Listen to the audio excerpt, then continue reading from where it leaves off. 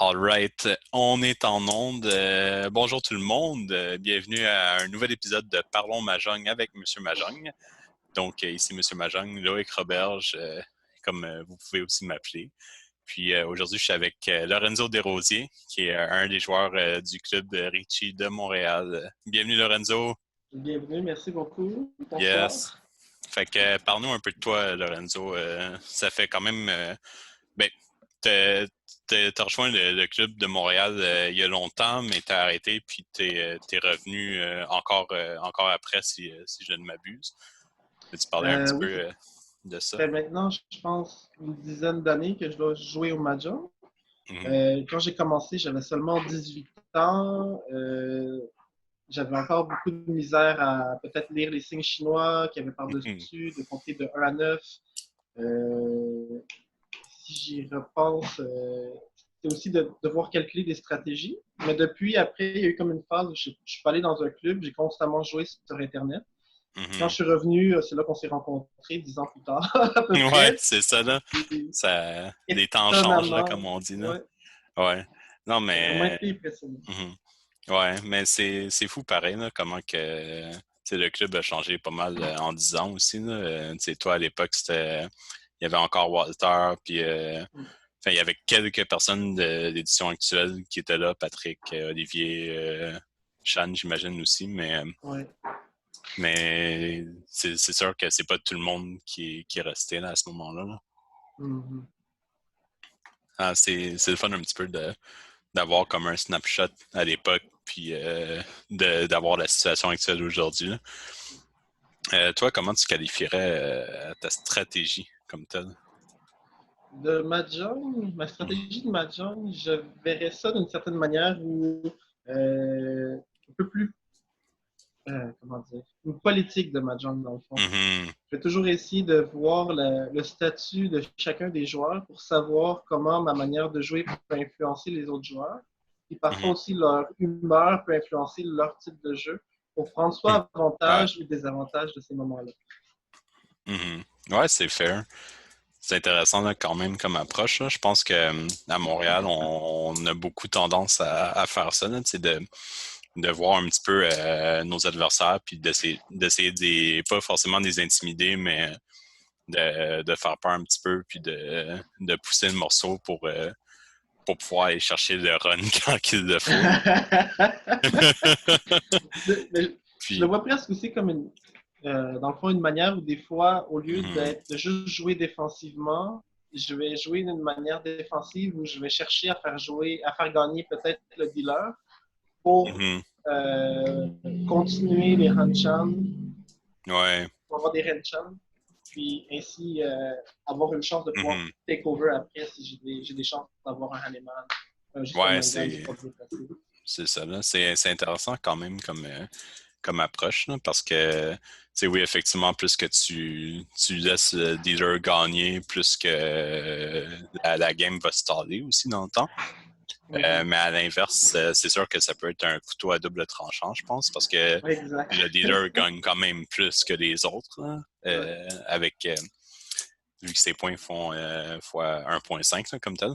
Mm -hmm. Mais ouais, je pense que c'est intéressant. Puis juste d'approcher ça de cette façon-là, ça peut ça t'a donné quand même des bons résultats à date. Là. Comme toi, entre autres, tu avais gagné première place à Montréal. Ouais. Pas l'an dernier, mais l'autre d'avant, là, comme tel en Ouais, il y a 2018. 2 ans. J'ai vraiment été impressionné sur le coup. Je ne m'attendais pas tant à gagner. Mhm, Mais la première journée, j'avais réussi à ramasser beaucoup de points qui m'avaient mis en tête. Puis la deuxième mhm. journée, j'ai joué un peu plus défensivement. Puis ça m'a permis de gagner. C'est dans la vie, je ne suis pas quelqu'un qui a l'impression qu'il gagne souvent des concours, des Ouais, compétitions.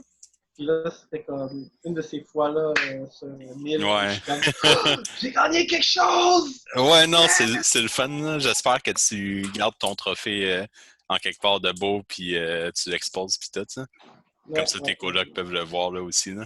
il est dans ma chambre en ce moment, mais je pourrais Tu vas l'afficher quelque part dans le le mettre salon. par-dessus la TV. Là. Ouais. Moi, le mien, il est dans le salon ici. Là. Yes, hey, c'est fou pareil. Là. Ça change quand même la donne une victoire. Là. De gagner en tournoi. Tu te dis, hey, il me semble que je suis quand même bon joueur, pis tout, mais il n'y a pas. Avant une victoire en tournoi, tu n'as pas vraiment une consécration comme telle que tu es effectivement bon ou pas. Tu peux avoir comme une idée là, comme telle, mais Il y a, il y a c'est. tellement, il y a tellement de côtés de chance que des fois, tu te demandes est-ce que c'est juste parce que cette fois-ci j'ai Mhm, été chanceux, mais en même temps, c'est sûr qu'il y a une certaine partie de skill à ce moment-là ou de performance qui t'a permis de te rendre à cette situation-là. mhm. Ouais, effectivement. Là. Puis, en quelque part dans un tournoi, oui, je suis d'accord que. Bon, on dit souvent que dans les tournois, il y a quand même une assez forte variance, justement à Ouais. cause de cet aspect-là, chance, qui est un petit peu inhérent à la nature d'un tournoi. Mhm. Mais c'est certain que quand plus que tu gagnes du skill, plus que tu vas être capable de faire ta chance aussi. Mhm. Puis ça, je pense que c'est quand même assez important au Mahjong. Le plus que Ben, tu fais ta chance, puis le plus que tu as des chances de l'avoir. Là. c'est ça qui fait que c'est impressionnant. Après, tu sais, quand tu as gagné ton Mm-hmm. tournoi, on s'entend qu'on était combien? 60? On était 60, je pense, à peu près? 51 51? ouais, à Rochester. Là. Fait que ça veut dire que sur toutes les phases préliminaires et les phases de tournoi, tu as été capable d'avancer, Mm. d'aller avec le flow de la chance, puis te rendre jusqu'en table finale. Et on s'entend, Ouais, la table finale, tu l'as pas simplement défendu ta place. Je pense que tu as ouais, activement pris la place puis le trophée. c'est ça. Là. J'étais allé le chercher. Je me suis assuré de l'avoir. Là, puis je pense que j'ai Ouais. quand même. C'est sûr que j'aime dire que j'ai eu de la chance, mais c'est ça le Mahjong aussi, c'est de la chance pas mal. Là. Ouais. Puis non, c'est ça. Je pense qu'en quelque part, c'est intéressant. Là, dans mon tournoi, j'ai eu des hauts et des bas. Puis je pense que je me souviens encore comme si c'était hier. Ben, c'était au début de la pandémie, fait que Ouais, c'est exact. quasiment Ça fait hier longtemps. en termes pratiques. Là, Mm. mais non, c'est ça. J'ai premier Anshan, première main, premier jeu. Je déline dans un Animan Dealer. Fait que je perds 18 000 points en partant. Puis je me suis dit, bon, je peux juste remonter à partir de là. Ouais. Puis je l'ai fait. J'ai réussi. Là. Puis je pense que c'est ça. Là. Enfin, pas tant que c'était sûr que ça allait arriver, mais je pense que mon style de jeu fait en sorte que maintenant, je prends un petit peu plus de risques, puis j'essaie d'être agressif plus souvent, puis je Mm. pense que ça paye. Oui, je vais faire des deal plus fréquemment aussi, mais je vais aussi gagner plus fréquemment. Fait que c'est un petit peu un équilibre à ce moment-là à aller chercher. Puis je pense que ça dépend vraiment d'une personne à l'autre, ça, effectivement. Ouais, tu sais, à mon avis, si tu payes des points, le but, c'est de rester en Mhm. premier. Fait que, tu sais, des fois, quand tu vas donner des points à quelqu'un, j'ai remarqué, on dirait que ça va comme le nourrir d'endorphine ou ça va lui faire baisser sa garde. Fait que, Mhm. parfois, c'est comme le meilleur moment après de reprendre position puis de se remettre à gagner les points qu'on a perdus. Puis nous, en tant que personne, quand tu perds des points, en tout cas, t'es comme Mhm. motivé à dire genre, ben là, il faut que je les rattrape. Fait que t'es comme Ouais, plus non, sur c'est ça. l'offensive. Parce que tu te dis, ah, fuck, faut que je remonte un petit peu. Faut que je garde le cap vers une position gagnante. Ça. Fait que, oui, c'est sûr que on va toujours essayer de remonter un petit peu, mais c'est pas une garantie non plus. Là. Ça se peut très bien que chaque main est indépendante, tant qu'à moi. Là. Ben, je sais que tu n'es pas forcément d'accord avec ça, là, mais on va y revenir là, avec, Sur quoi? avec le flow. Le flow? Le Ah, flow d'une main à l'autre. Là, mm, parce que je pense que d'une main à l'autre, personnellement, chaque main est différente parce que chaque mhm. iPad que tu reçois, chaque main de départ que tu reçois va être différente aussi. Ouais. Tu vas avoir une probabilité différente selon ce que tu pognes pour gagner ou pas. Mais c'est toujours le fun de penser à ça. Puis c'est sûr que quand ta main de départ est tempête sur un Yakuman, ça fait toujours plaisir. Là. Ouais, exact. Fait non, c'est ça, là. Toi dans les tournois comme tel, ça a été lequel ton préféré, là, comme tel? Je sais que tu en as fait J'ai- plusieurs, Montréal, Rochester, Salt Lake. Je te dirais que dans les trois, j'ai bien aimé Montréal, mais j'avoue que le feeling de Rochester est très convivial. On a, il me semble qu'il Mhm. y a un haut niveau aussi. Il y a C'est ça. beaucoup de joueurs. C'est ça, c'est un des, je te dirais, c'est un des tournois majeurs sur la côte est, comme tel, des États-Unis. Comme là, on a eu quand même du bon reach. Il y avait du monde, non seulement nous autres de Montréal, mais du monde de New York, Rochester même, de la région de Buffalo avec Lockport, mais aussi du monde de Columbus, de Baltimore, de Philadelphie. Donc, tu sais, c'est un tournoi qui est vraiment rassembleur comme tel. Puis, c'est un événement, c'est un happening. Puis, je pense que le monde sont toujours bien excités de participer à ce tournoi-là. Là. Surtout que, en termes de tournoi sur la côte Est, là, à part peut-être du NA Open qui a eu lieu en 2018, c'est pas mal le plus gros tournoi que j'ai vu ou dont j'ai eu Mhm. la connaissance au moins. Là. Fait que, non, c'est sûr que. Mais c'était vraiment le fun de voir, Ah, vas-y. vraiment le fun de voir plusieurs clubs ensemble.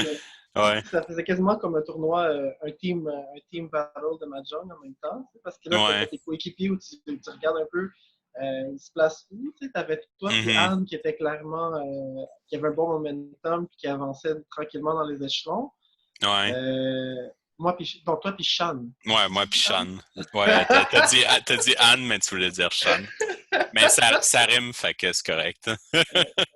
Ben Anne, c'est quand même bien classé malgré tout. Je pense que t'es dans la première Elle moitié. Hein. était mieux classé que moi dans ce tournoi-là. Mhm. Je pense Ouais. que j'ai baissé ma garde à chaque fois. Là. J'étais premier dans la plupart de mes mains, jusqu'à temps qu'à la fin, pour une raison quelconque, je baissais ma garde. Puis après, je dealais dans un Hahnemann qui faisait que je me plaçais troisième dernière minute. Ouais, non, c'est ça, ça fait une grosse différence, que tu le veuilles ou non. Puis c'est sûr que quand t'es pas vigilant, c'est ça qui arrive en tournoi aussi. Quand quelqu'un est plus vigilant que toi, il va attaquer, puis il va aller chercher les points que toi, tu vas laisser de côté. Là. Fait que non, c'est ça. Il faut faire attention. Là. Mais c'est être capable aussi d'analyser les joueurs. Tu sais, des fois, je Mhm, pense que plusieurs fois, je regardais les joueurs et je me disais, ah, tu sais, ils sont tel niveau, mais clairement, doivent avoir de la misère à faire des mains en haut d'un manga. Fait que, tu sais, j'ai pas trop à avoir peur. Puis là, mhm. soudainement, boum, Hahnemann dans ma face. C'est comme, ok, Ouais, ouais, je connais pas le joueur, j'aurais pas dû baisser ma garde de même. ouais, je pense pas que c'est tant. Comment je pourrais dire ça? Je pense que tu peux faire un mangan à n'importe quel niveau, tu peux faire un animan à n'importe quel Mhm. niveau. Ce qui va vraiment différencier les joueurs plus forts des joueurs plus faibles, ça va être par exemple si quelqu'un est capable de bâtir sa main efficacement assez rapidement aussi. Ça c'est Mhm. juste un des aspects. Là. On effleure juste la surface. Tu sais, à quel point que tu réussis à te défendre aussi, puis à quel point que tu réussis à aller jouer dans la tête de tes adversaires. Puis, tu sais, ça, c'est quelque chose qu'on fait bien au club parce que on est plusieurs à le faire beaucoup puis à aimer ça. Faire en sorte que les autres fassent genre, oh non, j'avais pas vu cette trap-là. Puis, je Ouais. suis tombé dedans les deux pieds directs.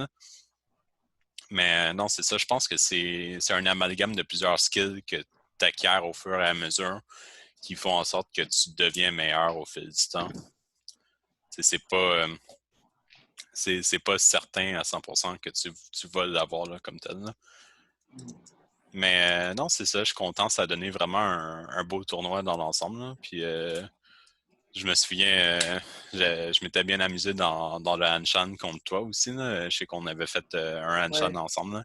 Ouais. Tu m'as pas Ah, trouvé trop dominant pendant ce Hanshan-là, j'espère. Là.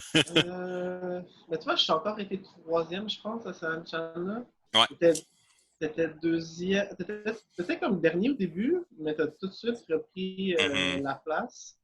Puis moi, je pense que dans cette partie-là, j'avais de la misère à prendre le momentum puis arriver à Mhm. placer mes mains. Fait que j'étais plus passif. Et pour moi, troisième dans un tournoi, c'est quand même intéressant parce que ça fait pas perdre trop de ranking. Ouais. Mais après, on dirait que ça te met dans une mentalité où tu te dis, ah, troisième, c'est correct. Mais non, le but, c'est d'être premier ou deuxième, Ouais, non, c'est ça. pas Ben, d'être troisième. encore là, troisième, ça dépend. Ça dépend de comment tu l'approches. Là. Troisième, quand tu as été quatrième, tu as une chance, puis que tu n'as rien gagné, puis tu arrives à la fin, tu dépasses le troisième de peu. Dans ce Mhm. cas-là, troisième, ça peut être intéressant parce qu'il faut toujours que tu penses Ouais. au UMA aussi. Le UMA, c'est, pour ceux qui regardent à la maison, c'est des points que tu gagnes selon la position que tu obtiens. Donc, ça dépend. D'habitude, c'est en règle WRC, par exemple, c'est plus 15, plus 5, moins 15, le premier et quatrième respectivement. Puis le UMA, ça fait vraiment une grosse différence parce que c'est un 10 points net qui va affluer sur ton tournoi directement. Là. Fait que tu veux toujours gagner cette position-là de plus. T'sais, c'est sûr que c'est pas toujours évident parce que tout le monde va se battre pour la position. Mais quand tu abordes en Sud 3 ou en Audace aussi, quand tu abordes ces rondes-là, tu veux checker, voir combien de points à peu près qui te manquent pour aller rejoindre la place par-dessus toi. Ou si t'es pas trop loin de la place en dessous de toi, tu vas essayer au contraire de soit de gagner la main rapidement ou soit de pas la perdre pour pas tomber en dessous de l'autre joueur là, comme tel. Là. C'est vraiment ça que, tu sais, en fin de partie, c'est là où les stratégies Mhm. deviennent, OK, est-ce que j'ai des possibilités de monter d'une position? Sinon, est-ce que je suis mieux d'essayer de défendre ma position et essayer d'empêcher le joueur qui veut Mhm. me surpasser? Ça fait beaucoup d'analyse, puis en même temps, tout dépend de ce que tu piges dans ta main au début. Ouais, C'est non, pas c'est toujours. ça. Là. Puis, moi, quelque chose que. Ça, je me souviens encore dans ce Hanchan-là. La dernière main, justement, j'étais à 15 000 points, je pense, quelque chose comme ça, de la première place. Je me disais, je veux juste faire une main qui est cool, une main qui a du sens, puis tout ça. Puis j'ai fini par gagner Mangan sur la première place. Puis c'est moi Ouais, qui ai viré première place. Puis j'ai fait genre, wow, ouais, ça, c'est une belle surprise. Hein. ouais. Puis, tu sais jamais, tu sais jamais qu'est-ce que ça peut donner. Là. Puis je pense que c'est ça aussi un petit peu. En quelque part, j'ai dû faire ma luck. Puis j'ai eu de la chance que ça fonctionne. Là. Mais Je dans cette pense. situation-là, ça veut Mhm. quasiment dire que le joueur qui est en première place aurait dû faire attention et essayer de jouer défensivement pour garder sa place. Mhm. Ouais, ben oui, effectivement. Là, mais je pense que en quelque part, j'ai eu de la chance. Là. C'est un petit peu un coup du hasard. Là. Puis, en quelque part, je suis content aussi. Là. Mais non, c'est ça, ça a fait une grosse différence. Là. Puis, non, c'est ça. Ça a passé proche, toi, à Rochester, de te qualifier pour le WRC. Malheureusement, t'as pas réussi à boucler la boucle. Qu'est-ce que tu aurais fait de différent comme tel? Là? Je me serais sûrement plus pratiqué en avance. Ouais. Non, c'est ça, là, Euh, j'avoue que. je pense que j'étais un peu dans un down côté major. Mhm, J'avais pas joué beaucoup, j'avais des choses personnelles aussi dans ma vie qui rendaient difficile un peu ma concentration par rapport au major.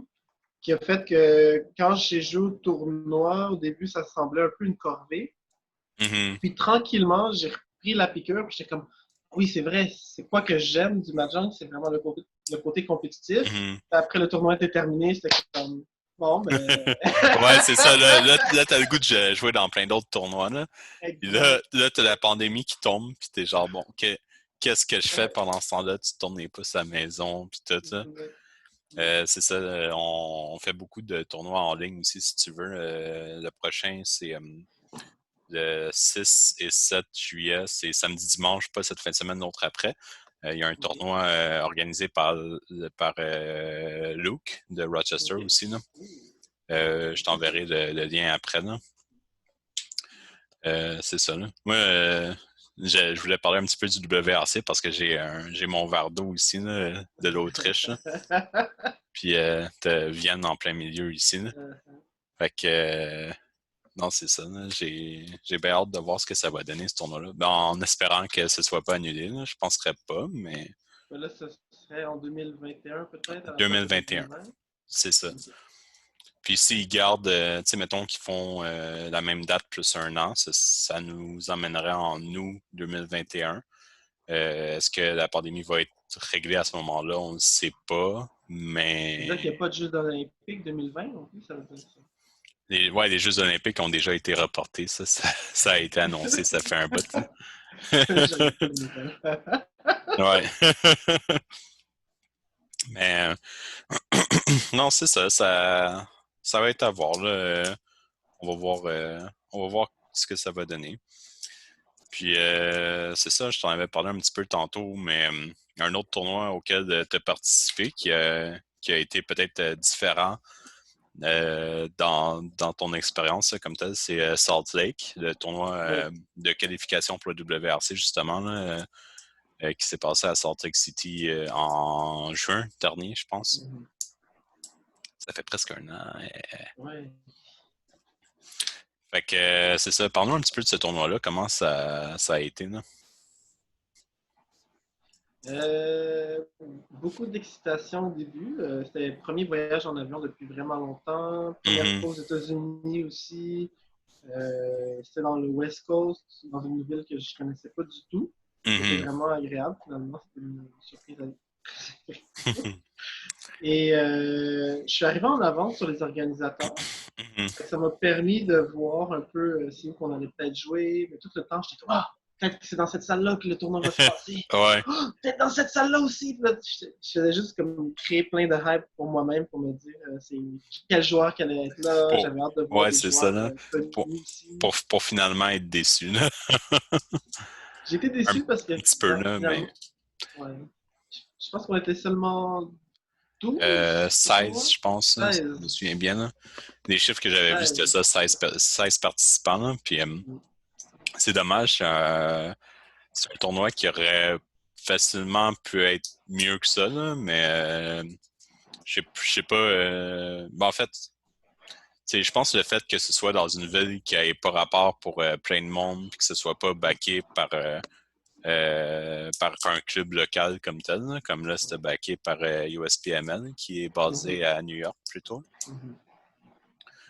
Fait que c'est sûr que ça n'a pas fait le même effet que ce qu'il aurait voulu, là, probablement. Là. Même Mhm. pour donner d'autres comparaisons de qualification directe pour le WRC, il y a eu Paris et Londres au mois d'octobre et de décembre, je pense, Londres, respectivement. Ouais. Donc, qui ont eu à peu près une cinquantaine de participants encore là. Là. C'est quand même fou, là. Maudit que c'était le fun. J'étais allé à Paris, là, puis ça, c'était quelque chose là, comme tournoi. Là. C'était le fun de pouvoir voir un petit peu la scène européenne aussi. Là. Puis il y avait quelques Américains qui avaient fait ce chemin aussi. Là. Il y avait moi, mais aussi Edwin, Claire, Pio, David Torv aussi. Puis Daniel Moreno qui en ce moment est pro dans la JPML. Justement, c'est lui que je pensais que j'allais voir à Salt Lake City, qui était même pas là. Ouais, non, c'est ça, là, c'est dommage. Mais non, c'est ça. Moreno, c'est vraiment un bon gars, là, Dasuke là, aussi, qu'on l'appelle. Puis lui, il était là, il était venu à Montréal à mon tout premier tournoi auquel j'ai participé, c'était en 2016. Lui, je pense qu'il était venu en 2015 aussi, mais il a fait 2016 et 2017 à Montréal. Là. Puis, à chaque fois que je le voyais, j'étais super content. J'étais comme, Dasuke, what's up? I'm so happy to see you, blablabla. Puis, on jasait pas mal. Là. C'est vraiment un bon gars. Là. Puis, à chaque fois que je le revois en tournoi, il y a toujours un petit quelque chose qui se passe. Là, comme là, au NAO, il s'était plutôt bien placé, mais il avait fini tout juste en dehors du cut-off. C'était top 4 là, à ce Ouais. moment-là. Puis moi, j'avais juste comme remonté. Puis lui, il avait fini 5e. Fait que, tu sais, pauvre Daisuke, là. Puis à Paris, c'est un petit peu l'inverse qui s'est passé, là. Il y avait un gars qui était super haut, qui était premier après... je pense que c'est combien de Hanshan qu'on avait? 8 on avait quelque chose comme 8 Hanshan pour se qualifier. Après le 7e Hanshan, le gars, il était premier. Un autre gars. Puis là, je suis arrivé au gars, puis j'ai fait genre, non, toi, tu restes pas premier, là. Fait j'ai joué contre lui au 8e Hanshan. On l'a pris, puis, puis à la fin, il restait plus de points, là. Je pense qu'il a fini à comme moins 20 000, quelque chose comme ça, là. Fait que... Seulement dans votre Anshan? Seulement dans notre Anshan. Fait que, tu sais, il a perdu quelque chose comme 45 000 points plus, moins 15 000 en plus pour le Homa. Fait que, il est sorti du top 8, puis Daisuke, il a fait le top 8 par la fesse, à la 8e place directement, là. Puis il s'est finalement rendu en finale où il a pris la 3e place overall, qui est quand même bien, mais c'est beau un petit peu de voir des petits miracles qui arrivent en tournoi quand les deux, on est là. C'est le danger des fois d'être un peu trop show-off au Mahjong. Mm-hmm. À mon avis, il n'était pas show-off, il n'a pas volontairement décidé que je vais être première place et la péter devant tout le monde. Ouais. Sauf que toute l'attention est sur toi après. Tous Non, les joueurs savent que c'est toi le premier en classement. Mm-hmm. Donc, toute l'hostilité va être contre toi directement. Ouais, c'est ça. Puis, lui, c'est un peu ça qui s'est passé. Là. Ce gars-là qui était en première place, là, comment je pourrais dire ça? On a commencé la game, puis il y avait la grosse target sur la tête, la grosse cible. Malheureusement, là, pour lui, je suis désolé. Désolé si tu regardes ce podcast, Brian, c'est rien de personnel. Mais non, c'est ça, tu sais. C'est juste, c'est des choses qui arrivent, là. Puis, tout peut arriver en tournoi, là. C'est ça qui est beau aussi, là. Puis, je pense qu'au tournoi de Montréal, ce qui m'a fait gagner, c'était un peu la surprise de tout le monde parce que j'étais un nouveau joueur un peu pour tout le monde qui est apparu de nulle part. Ouais, c'est ça, là. En fait, t'es pas vraiment un nouveau joueur, mais c'est juste que t'es revenu après un certain... Je suis un ermite. Je suis un ermite du Mahjong. Ouais, je exact. Je suis en montagne à pratiquer mes moves tout seul. Ouais. Non, mais c'est le fun pour le vrai que tu sois revenu, là. On est une petite communauté, là, puis je suis content que tu nous aies retrouvés. Là. Je sais même pas exactement comment que tu nous as retrouvés là, après tout ce temps-là. Là. Je pense beaucoup de recherches sur Internet, puis en même temps, des fois, il y a un peu un côté de gêne à l'intégrer à une nouvelle communauté de personnes qu'on ne connaît pas nécessairement. Ah, je pense qu'à cette époque-là, vous aviez beaucoup de manières de vous trouver sur Internet, mais aucune n'avait l'air updatée. Ouais, c'est ça. Si vous étiez encore vivant ou pas. C'est ça, à l'époque, il y avait eu le site web là, qui était plus qui était vraiment pas updaté du tout. Là. Puis là, depuis, c'est ça, là. Là, depuis, on a commencé à avoir quand même des petits éléments ici et là qu'on update plus fréquemment, là, comme tel. Le nouveau site pour le tournoi, entre autres, richiemontréal.org, on l'a updaté beaucoup. Mais autrement, on a une présence maintenant un petit peu plus forte sur les réseaux sociaux. On a le serveur Discord, on a le groupe Facebook, on a la page Meetup. Fait que, il y a quand même des éléments à gauche, à droite. Puis maintenant, il y a des capsules de M. Mahjong et des podcasts de M. Mahjong. Fait que non, c'est le fun. Puis non, ben c'est cool. Là. En quelque part, je pense que le plus que on diffuse notre image à l'extérieur, le plus que ça va attirer un petit peu l'intérêt du monde aussi. Là. Ben, je pense que le Mahjong, c'est pas nécessairement un jeu qui est toujours très accessible pour tout le monde. Mais dès qu'on pogne la piqûre, après, c'est difficile. Ouais, non, c'est sûr. Là. Ouais. Non, c'est ça. Là. Tu sais, moi, quelque chose que je voulais commencer à checker, c'est commencer à faire un side event à l'Otakuton. Là, en ce moment, avec la pandémie, il n'y aura pas d'Otakuton, mais autrement, les autres années, ce qu'on faisait, c'était juste on avait juste des tables là, comme telles où est-ce que le monde pouvait venir jouer comme tel. J'aimerais ça peut-être voir si je peux faire un petit tournoi en ligne cette année. Exhibition. C'est ça, là. Autrement, ça aurait été un tournoi exhibition, un petit peu comme Magic the Gathering font aussi. Fait que, ce serait à voir, là, mais je fais un petit peu le pont. Justement, Salt Lake, tu me disais que c'est dans une convention, là, puis que ça avait pas été à la hauteur de tes attentes comme tel parce que justement, tu étais au milieu de la convention, puis le monde n'était pas intéressé par ça plus qu'il faut. Là.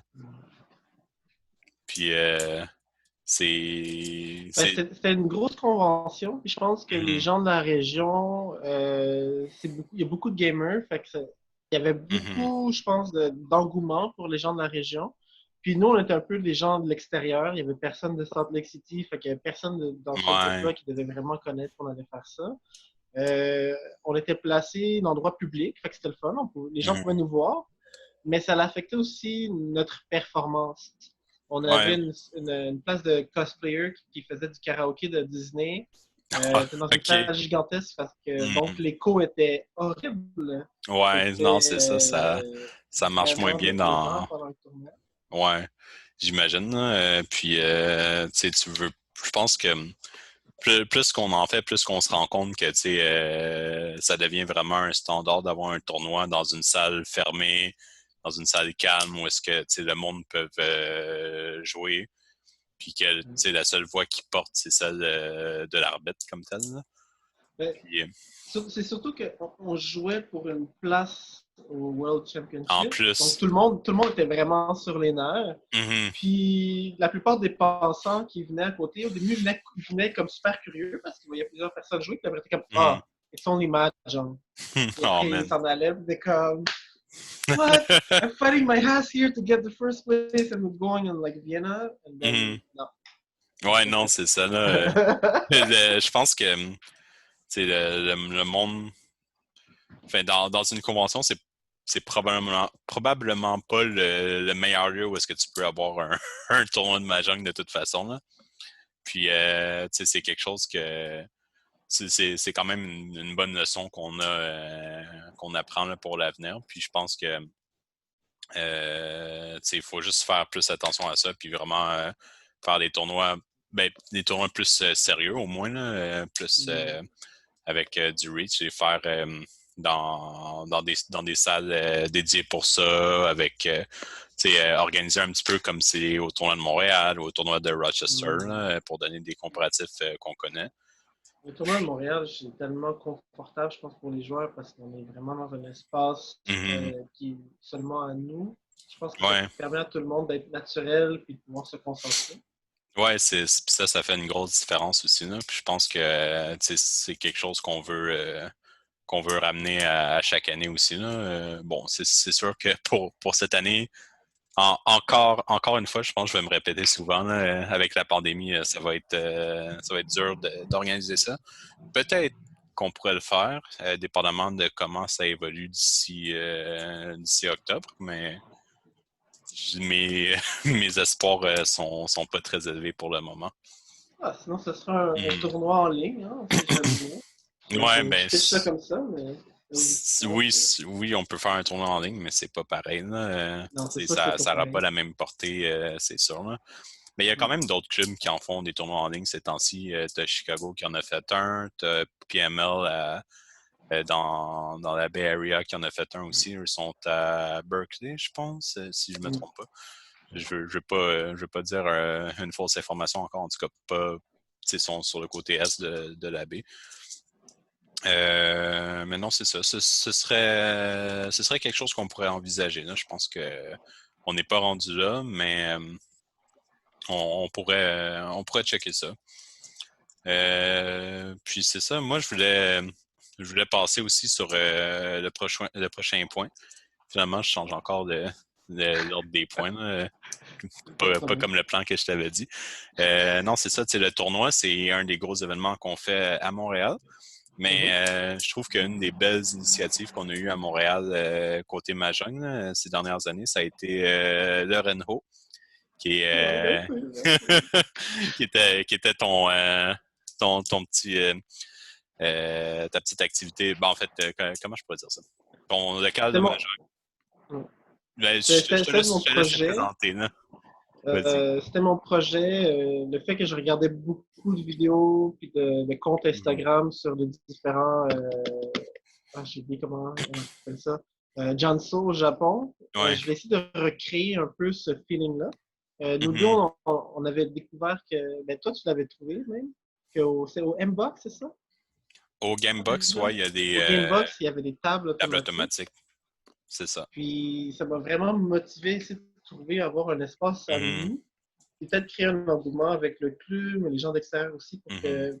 comprendre que là, on se crée notre propre territoire, on a notre propre confort, on a notre propre espace. Mhm. Puis d'essayer de montrer aussi peut-être tous les avantages d'avoir une organisation peut-être un peu plus lourde par rapport aux parties, mais en même temps, c'est ça, c'était vraiment un test. Ouais. Je vais tester, voir si les gens allaient apprécier. Je vais voir si c'était faisable. Mhm. Clairement, je vois que c'est faisable. Ouais. Après, est-ce que c'est lucratif? Non. Mais Ouais, un non, club n'a on pas n'est pas besoin rendu d'être là, là. lucratif. Non, C'est exactement, pas là. très important. Puis je pense qu'on n'a pas actuellement, on n'a pas la capacité de faire fonctionner un endroit comme ça à plein régime. Ça pourrait venir. Je pense que tu sais, juste avant la pandémie, justement, on arrivait, ben pas qu'on arrivait à cette capacité-là, mais plutôt que on, on avait comme un potentiel de croissance qui débloquait un petit peu. Avec, tu sais, je pense par exemple, j'ai organisé une activité à la récréation où il y a eu 5 tables de personnes. Oh, Fait que cinq tables. une vingtaine de personnes à jouer au Mahjong. Tu sais, la plupart qui étaient des débutants. Là. Puis ça c'est quelque chose que je me souviens pas d'avoir vu, à part bien sûr à l'Autochton. Là. À l'Autochton, on avait 4 tables quasiment remplies tous ces 2 jours. Mais tu sais, d'avoir comme ça 5 tables remplies dans un événement one-shot comme ça, je pense que c'est vraiment encourageant. Puis c'est quelque chose sur lequel on peut bâtir pour la suite. Pardon. Puis je pense que n'eût été de cette pause un peu forcée. On aurait facilement pu commencer à avoir au Otaku Manga Lunch. À chaque 2 mardis, je fais un petit OK. event. Puis, là, ça continue en ligne, là, mais en ligne, ça a pas, je pense que ça n'a peut-être pas la même portée pour l'instant, là, mais je pense que ça va être intéressant de voir ce que ça va donner en recommençant, mais on aurait facilement pu avoir 2 ou 3 tables à chaque fois, à chaque mardi, là, comme tel, où ça se Ouais, passait. Donc, pour être venu à l'Otaku Manga Lounge, j'aimais vraiment la vibe. Plein de mhm, nouveaux joueurs, plein de gens très intéressés. ouais, Le fait aussi que c'est un safe space, je pense, pour mhm, autant les gamers, les otaku, les geeks, whatever, comment on veut se faire appeler. ouais, C'est un safe space où tout le monde se sent confortable, ouais, c'est ça, puis on ne se là. sent pas jugé. Ouais, parce que, tu sais, en quelque part, c'est bâti autour de cette idée-là. Là.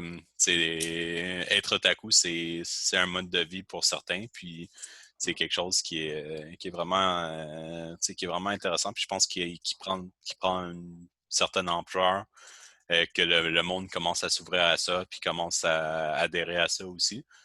Puis d'avoir un espace comme ça où on peut promouvoir de Mahjong, où on peut arriver avec nos sets de Mahjong, puis jouer comme ça, c'est formidable.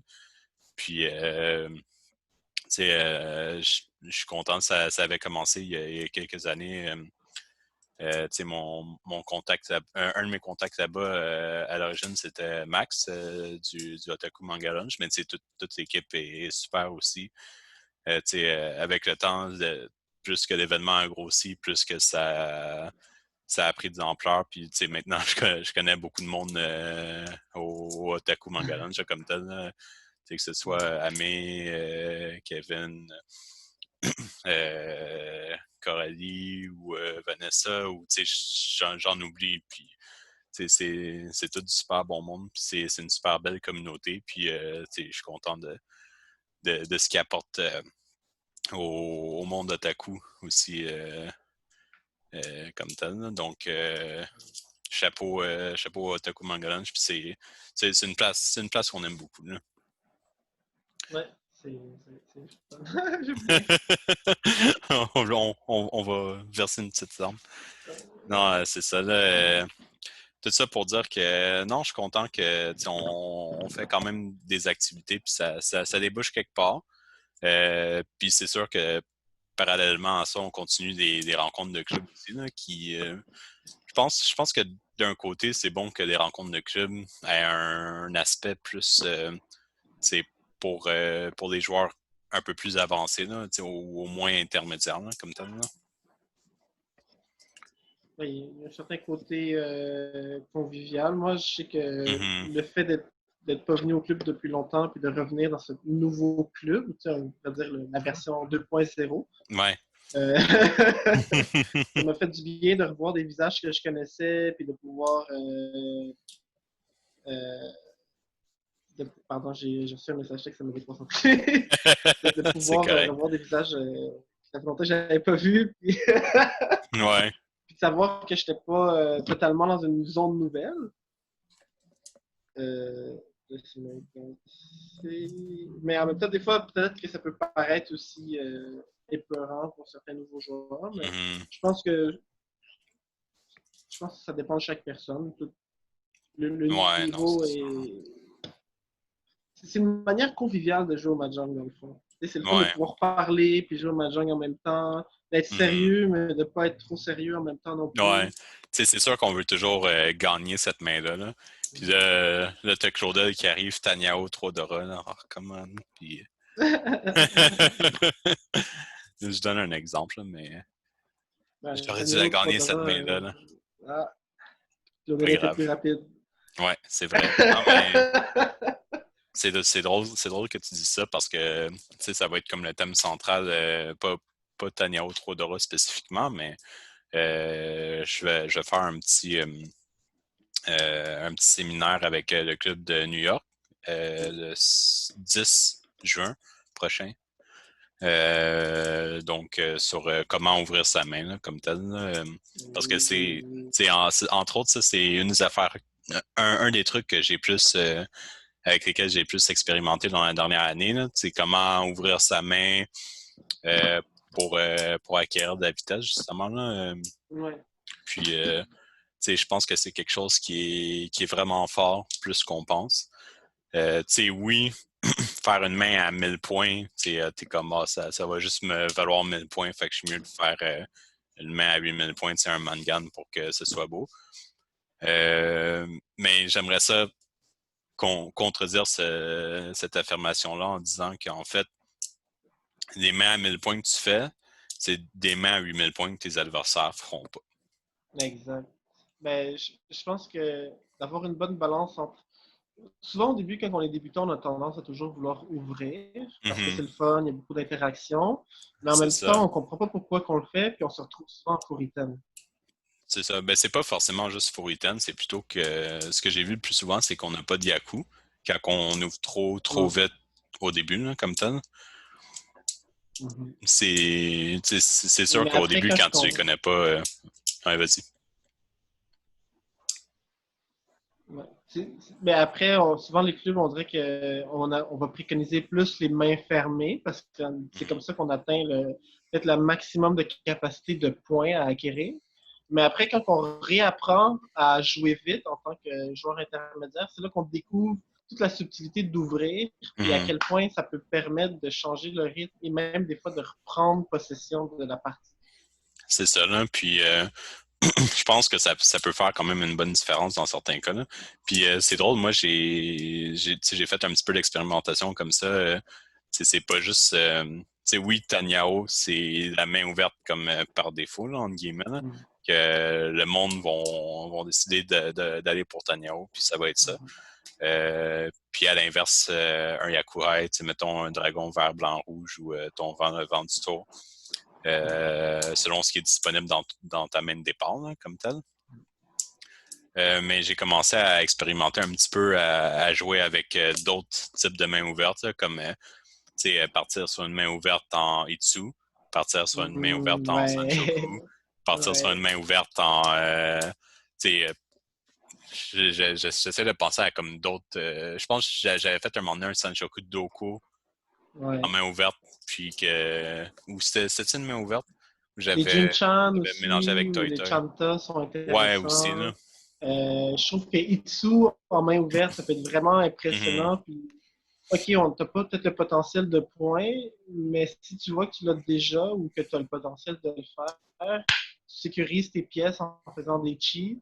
Et Mhm. après, ben, tu peux même l'attendre sur une attente unique ou même un pong, on ne sait jamais, tu sais, un champon. Ah, j'ai oublié mes termes. Ouais, Shanpon, c'est quand t'attends sur deux paires, là, comme tel, là. Ouais, c'est ça. Ouais. Non, c'est ça. Je pense que ça peut faire quand même une bonne différence. Puis, oui, effectivement, c'est des mains auxquelles on pense pas forcément, mais quand tu as la shape de la main pour aller pour, t'es quasiment mieux de faire ça, là. Ou du moins d'essayer de tendre vers ça. Puis, je me souviens d'avoir vu récemment sur Internet comme un pro japonais qui disait, si tu peux prendre le fast train, là. Fait que, Ouais, c'est ça, il ne faut pas c'est pas avoir de faux, honte là. d'essayer. Hmm. Ouais.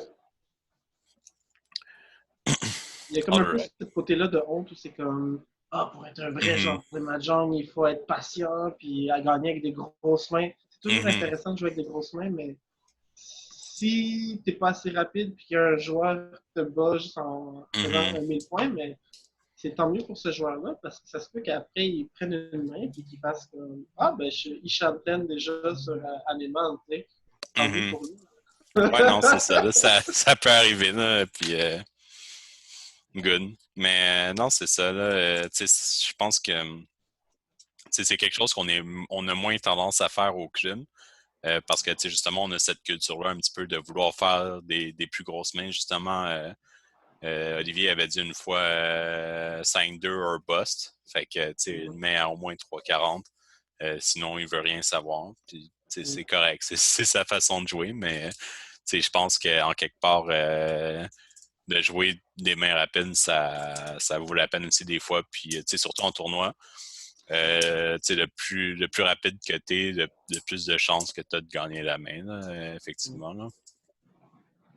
Ouais, en Donc, tournoi, tout ce côté-là que les joueurs ils stressent. Fait que des fois, mhm, en faisant beaucoup d'appels, tu peux te retrouver des fois à vraiment frustrer des joueurs. Puis ces joueurs-là vont se mettre à faire des erreurs quand toi, t'es comme moi, je vais juste pour mon Tanyao. Je fais mon Tanyao wrong. Yes, c'est fini.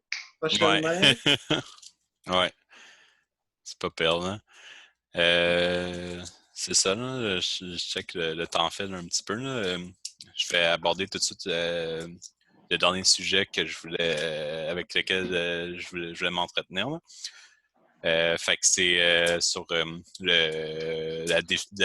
la définition, mais l'ésotérisme un petit peu, là, la signification de chaque tuile. Oh, avec la petite musique en arrière, j'aime ça. Là. On va dans la Yes. section ésotérisme. Jamais le réseau des rosiers. Ouais. Yes, j'aime ça. Là. Je pourrais quasiment mettre un petit son en arrière. Là. J'édite même pas la vidéo, je fais juste la mettre raw sur YouTube. Là. Euh, non, c'est ça. Je trouvais ça vraiment intéressant parce que c'est une approche du mahjong complètement différente de ce que d'autres personnes ont. Il y a beaucoup de personnes qui vont par la probabilité. Il y a beaucoup de personnes qui disent, mettons, tu peux faire telle main ou c'est mieux que tu ailles chercher tel type de yaku comme tel. Mais quand tu m'as sorti ça la première fois, j'ai fait genre, hey, c'est bien cool. Là. Genre, tu sais, le un rond qui est une perle, par exemple. Ouais. De Puis, comprendre les significations, mm, dans le fond peut-être symbolique de certains signes. Ça a donné que euh, mon ancienne conjointe était très dans l'ésotérisme. Donc, mm, j'avais beaucoup de livres disponibles qui m'ont permis de lire plusieurs choses, que je voyais des liens avec le mahjong et aussi des liens avec des sciences occultes, entre parenthèses, ouais. comme l'idée des quatre djinns, dans le fond. Chaque djinn est aussi un titan ou un archange dans différentes religions. Mhm. On peut les revoir aussi dans le Mahjong avec les 4 joueurs qui sont les 4 points cardinaux. Ouais, c'est Donc, ça ça. donnait Puis, l'impression un peu que les joueurs, dans le fond, sont 4 forces de la nature qui jouent une partie. mhm. Euh, pour quelle raison, j'en ai encore aucune idée, mais à mon avis, peut-être sûrement pour le plaisir. Ouais, j'espère, là. Puis, non, c'est ça, tu sais, c'est le fun. En pensant à ça, tu sais, chaque point cardinal représente un petit peu une saison aussi ou une certaine symbolique par rapport à ça, là. Ah, tu vas nous chercher un. J'ai ce livre qui m'a permis justement de trouver beaucoup de choses par rapport à cette forme Mhm. de science occulte, entre parenthèses. Ah, OK. Euh, Cool. je dirais que j'ai commencé par, comme tout le monde, à regarder c'était quoi les pourcentages des choses qui fonctionnaient le plus, puis les stratégies de base. Ça, Mhm. je pense que c'est juste un petit peu de flavor par-dessus le Mahjong qui peut être intéressant. Mhm. Est-ce que ça fonctionne ou pas? J'ai l'impression que des fois, on se crée des rituels qui servent à recréer des procédés scientifiques sans nécessairement les comprendre. Je pense que c'est un Ouais, peu ça la différence. ouais, peut-être, ça. Mais, tu sais, en même temps, je trouve qu'il y a certaines des tuiles, là. Ben, en fait, quand tu m'as expliqué certaines significations de différentes tuiles, ça m'a donné, ben pas que ça m'a ouvert les yeux comme tel, mais que ça m'a fait comprendre certains des trucs qu'on voit dans le Mahjong. Par exemple, tu sais, il y a un vieux Yaku qui existe que quand tu fais Haite, donc gagner sur Ouais, la dernière tuile du mur, puis que c'est un rond, donc la ouais. perle. Il appelait ça Ouais. quelque chose comme piger la perle dans le fond du lac. Là. Puis, tu sais, c'est Mm. beau, juste dit comme ça. Là. Puis, ce Yaku-là, comme Ça, tel, vaut Mangan. Je pense qu'il est dans dans, les dans le Yaku fond, la perle, c'est la Mahjong lune. Soul. C'est la lune qui reflète. Mhm. C'est la lune qui reflète sur un cours d'eau. Dans le fond, la personne va aller chercher la lune en prenant par le reflet. Mais c'est comme le 2 de bambou, ça représente le canard. Mhm. Dans le côté ésotérique, ils disent que le canard vient tout le temps en paire. Puis j'ai remarqué Ah, que souvent, si j'avais un 2 de bambou, si j'attendais pour le mhm. prochain 2 de bambou, j'allais souvent avoir une paire de 2 de bambou. Mhm. Je Ouais. n'ai pas de moyen de l'expliquer. C'est peut-être C'est juste un la, hasard ou c'est moi qui se fais c'est la des... faute des canetons polissons. Peut-être. Mais non, c'est ça, là. Il y a un une des tuiles dont j'aimais bien la symbolique, là, c'est le 6 de bambou, là, la rivière, là, où Ouais, tu sais, ça représente un petit peu l'eau. Là. Puis tu sais, ouais. depuis que tu m'avais dit ça à l'époque, là, tu sais, quand que l'Adora, c'est un 6 de bambou, je me dis un petit peu go with the flow, là, comme tel. Là. Ouais, c'est ça. Puis Mais là, des fois, ça me permet juste de me rappeler, OK, donc c'est le 6 de bambou qui est l'Adora, là. Puis c'est le fun, là. C'est un petit truc de plus. Là. Puis ça fait... ça ferait par ailleurs, pendant que je pense à ça, ça ferait un bon titre pour le podcast, là, Go with the flow. Je sais pas, c'est comme intéressant de voir que c'est pas juste des chiffres et qu'il peut y Mhm, avoir des fois des images derrière. C'est quoi mhm, le 8 de cercle? Si on plisse les yeux fort, fort, fort, on peut voir des patterns d'un tigre blanc, un sibérien. mhm, Le 8 de cercle, c'est le tigre. Le 7 de bambou, c'est la tortue. mhm. Donc, le septième tige de bambou, dans le fond, serait la tête de la tortue. Ouais, C'est non, toutes c'est des ça. images aussi qu'on voit parfois quand on joue à des jeux de Mahjong. Ouais. Dans certains jeux, quand on fait des runs, Mangan, souvent, ça va être un tigre.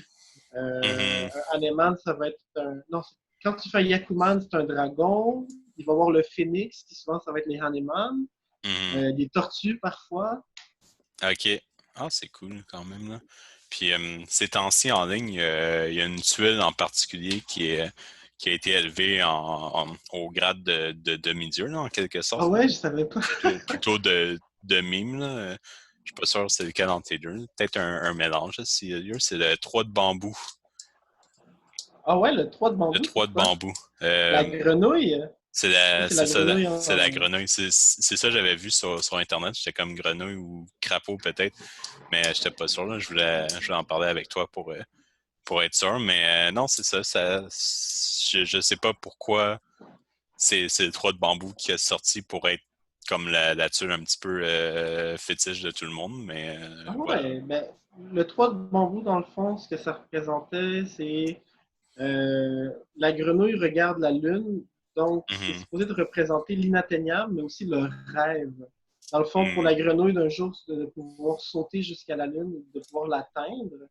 Donc, à mon Mhm. avis, ça doit vouloir représenter beaucoup, comment on peut dire ça, pas la motivation, mais les motivations des Euh, différents joueurs ou à... pas forcément la motivation, mais le désir de réussir, le rêve. Mais je dis le rêve, mais plutôt l'objectif là, comme tel. Là. Je suis sûr qu'on a le mot, mais... Ouais, on ouais. y pense, mais on le trouve pas. Là. Mais je t'enverrai ça. Là. Il y a comme. Attends, je vais juste me noter les affaires qu'il faut que je t'envoie. Là. Mime 3 sauts. C'est ça, je t'enverrai ça. Il y a comme un mime avec le triangle Illuminati puis tout. Là. Ah C'est ouais. beau, là. Ben, Euh, le 3, c'est le chiffre magique aussi en mhm. chinois. Dans le OK. fond, les chiffres chanceux, le meilleur chiffre en chinois, c'est le 9 parce que c'est 3 fois 3. OK. En numérologie aussi, puis ce qu'on comprend, c'est que dans le fond, tout vient dans l'idée qu'il y a 4 saisons, il y a Mhm. 4 cycles. Donc, dans le fond, on a le premier cycle, deuxième cycle, troisième cycle. Le troisième serait le plus fertile. Et après, Ouais. on tomberait en hiver ou dans le cycle de la mort, qui serait le 4. Et on Ouais, sait qu'en parce que chinois, euh, 4, ça va vite. c'est ça, là. Chus, c'est mort, là, je pense, ou je sais pas si Exact. je l'ai bien prononcé, là. Mm. Ça se peut très Ouais. bien être bon, là. Puis, Je sais il y que a comme la 6, blague. c'est 4, mais Moi, il euh, me reste 1%, fait que ça se peut que... ah, je pense que on a perdu Lorenzo, là. C'était quand même une bonne façon de finir ça. Donc, voilà. Sur l'ésotérisme du Mahjong, là, je pense que pour la suite, c'est ça qui va clore l'épisode. Donc, un gros merci d'avoir été là pour l'épisode 2 de Parlons Mahjong avec Monsieur Mahjong, avec Lorenzo qui a fini la batterie de son téléphone. Donc, on se voit au prochain épisode. Salut!